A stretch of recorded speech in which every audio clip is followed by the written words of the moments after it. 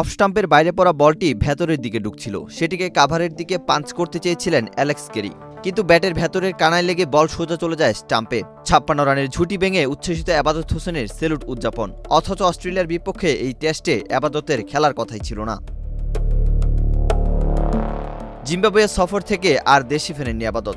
সেখান থেকেই সন্তান সম্ভবা স্ত্রীর পাশে থাকতে ইতালি চলে যান এই পেসার। পরিবারের সবচেয়ে গুরুত্বপূর্ণ মুহূর্তে পাশে থাকার জন্য বাংলাদেশ ক্রিকেট বোর্ডের কাছ থেকে নিয়েছিলেন পিতৃত্বকালীন ছুটি।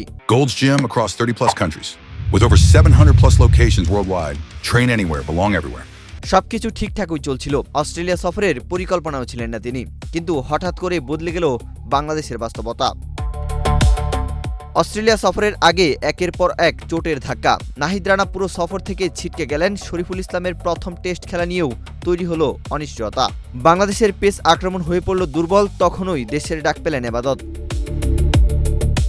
পরিবারের পাশে থাকার জন্য যে ছুটি নিয়েছিলেন, দেশের প্রয়োজনের কাছে সেটিও বিসর্জন দিতে হলো। স্ত্রী ও অনাগত সন্তানের কাছ থেকে দূরে সরে 29 জুলাই ইতালি থেকে ঢাকায় ফিরলেন তিনি। এরপর আর পেছনে তাকাননি, সরাসরি যোগ দিলেন দলের সঙ্গে, ছুটলেন অস্ট্রেলিয়ার উদ্দেশ্যে।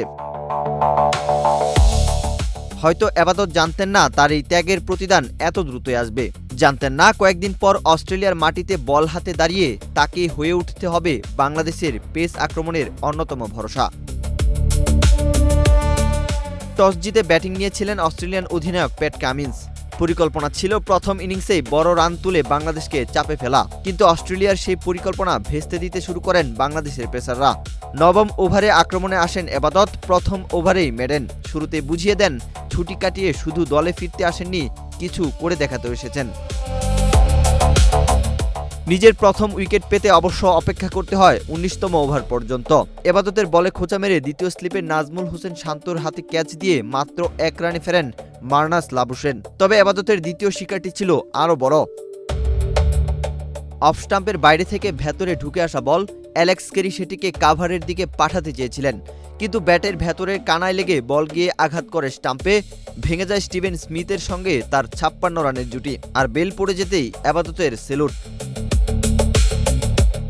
যে আবাদতের খেলার কথাই ছিল না, সেই আবাদতই এখন অস্ট্রেলিয়ার মাটিতে বাংলাদেশের পেস ঝড়ের অন্যতম নায়ক।